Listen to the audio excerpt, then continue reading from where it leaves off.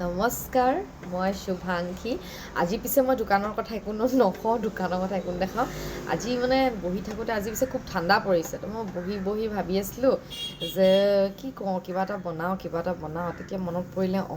মোৰ লাইফৰ এটা ঘটনা মই শ্বেয়াৰ কৰোঁ। যিহেতু মই সাধু শুনি খুব ভাল পাওঁ। মই শুওঁতেও মোৰ মোবাইলটোত RJ ঝৰ্ণা, আপোনালোকে চাগে চবেই শুনি, মোৰ বাৰ মানে ষ্টৰি শুনি মোৰ খুবেই ভাল লাগে। মই সেইটো লগাই লওঁ আৰু টোপনি যাওঁ, বাৰ সাধু শেষ নহয় মই টোপনিয়ে যাওঁ,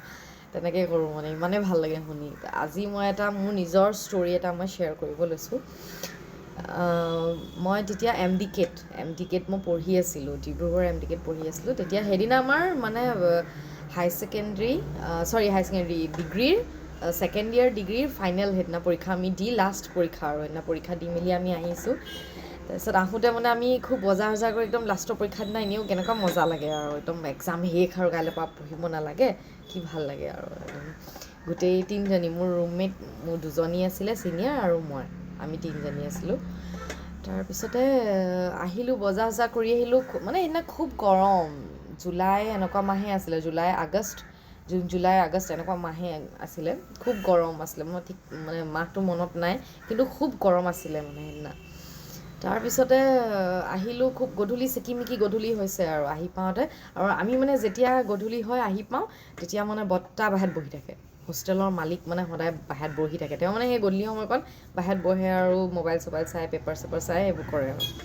তাৰপিছত তেখেতে মানে সেইদিনা আমাক কৈছে আৰু, তহঁতি সদায় ইমান গধূলি সোমাওঁ, মই কিন্তু ঘৰত কমপ্লেইন দিম দেই, এনেকৈ কৈছে।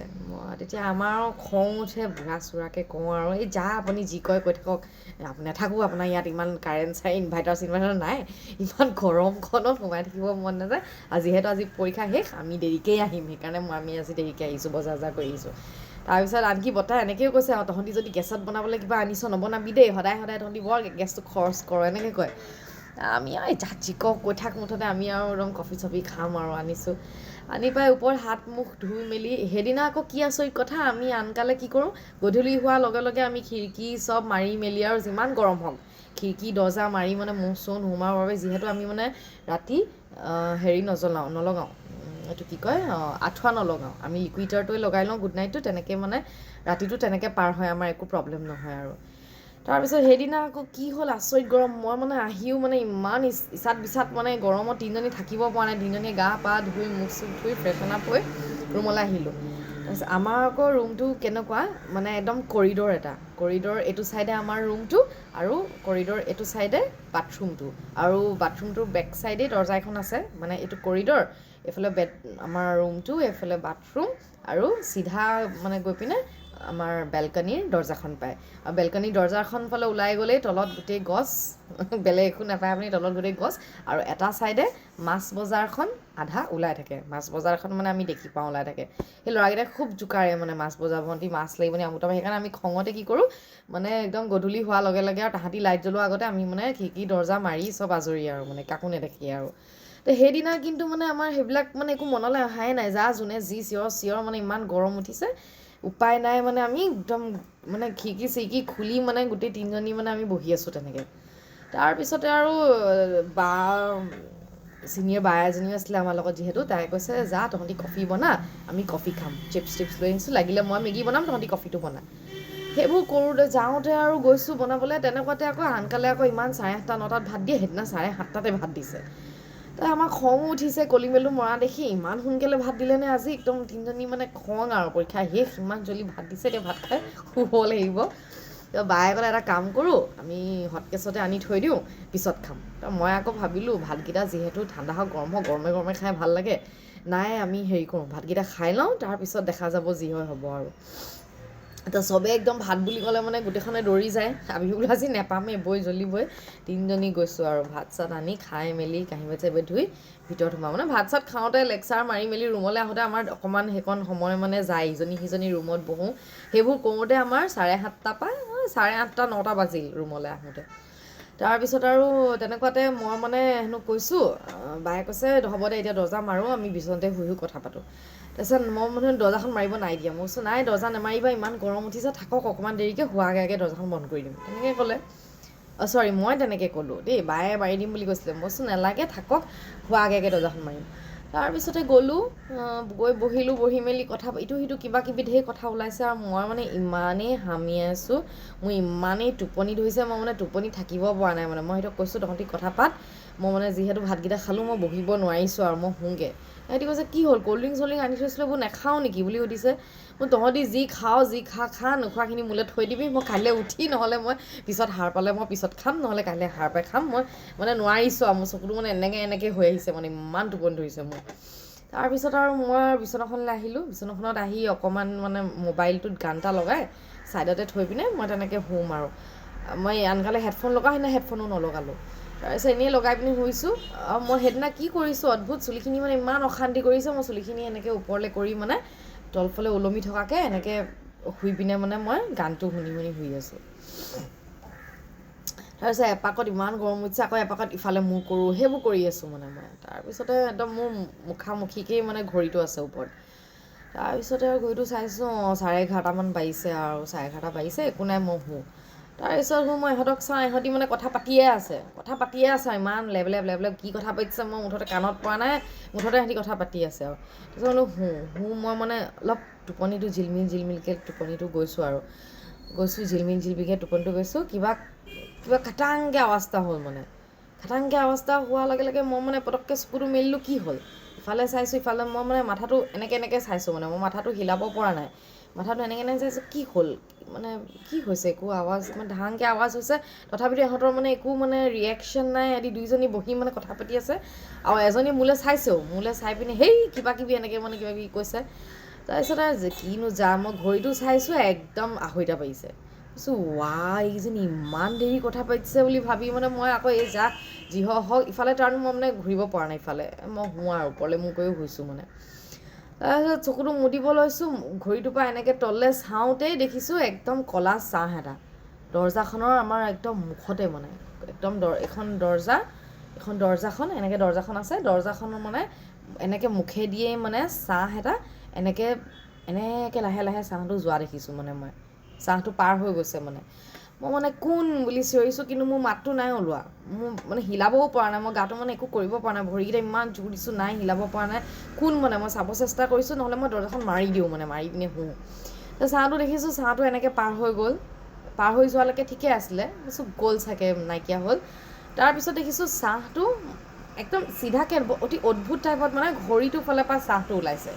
ঘড়ীটো তল দি মানে মই কেনেকৈ বুজাম এতিয়া মুঠতে ছাঁটো মই এনেকৈ ওপৰলৈ চাইছোঁ তেতিয়া ছাঁটো মানে ঘড়ীটোৰ পৰা এনেকৈ আগলৈ আহিছে তাৰপিছত মই মানে ইহঁতক খুব কৈছোঁ ঐ কি এইটো চা এইটো দৰজাৰ ফালে কি আহিছে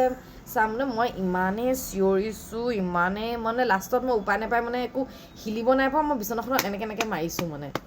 বিচনাখনত মাৰিছোঁ আৰু এনেকৈ চকুৱে মানে এনেকৈ কিবা কিবিখন সিহঁতক এনেকৈ ইংগিত দিছোঁ কিবা দিছোঁ মই নোৱাৰিছোঁ লাষ্টত মানে মই এক ঝটকা মাৰি কি হ'ল মই লাষ্টত নাজানো একদম ভগৱানৰ নাম মই ইমানেই লৈছোঁ ইফালে গান বাজিয়ে আছে ইমানেই মানে ঝটকা এটা মাৰিলোঁ ছাঁটো মানে অলৰেডি আহি পায় আৰু মানে মোৰ বিচনাৰ ওচৰ পাইছেহি আৰু একদম এইডোখৰ পাইছেহি মানে মই মানে একদম